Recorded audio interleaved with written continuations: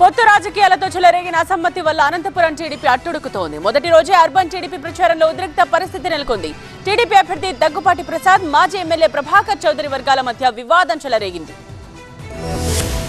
టీడీపీలో వర్గ విభేదాలు మరోసారి భగ్గుమన్నాయి. పార్టీ అధినేత చంద్రబాబు తుది జాబితా ప్రకటించిన దగ్గర నుంచి పార్టీలో విభిన్న వాతావరణం కనిపిస్తోంది. టికెట్ దక్కని నేతల్లో ఆగ్రహ జ్వాలలు వ్యక్తమవుతున్నాయి.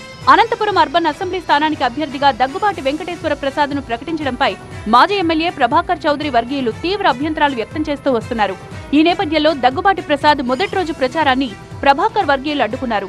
పెద్ద ఎత్తున అక్కడకు చేరుకుని దగ్గుబాటి వెంకటేశ్వర ప్రసాద్ కు వ్యతిరేకంగా నినాదాలు చేశారు. దగ్గుబాటి గో బ్యాక్ అంటూ రోడ్డుపై బైఠాయించి ఆందోళనకు దిగారు.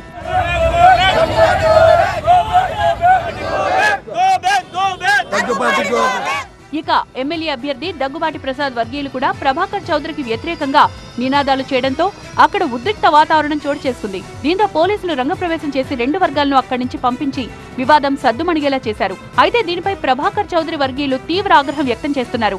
ఎన్నికల ప్రచారం నిర్వహిస్తున్నామని కనీసం సమాచారం ఇవ్వకుండానే కార్యక్రమాన్ని ఎలా మొదలు పెడతారని ప్రశ్నిస్తున్నారు.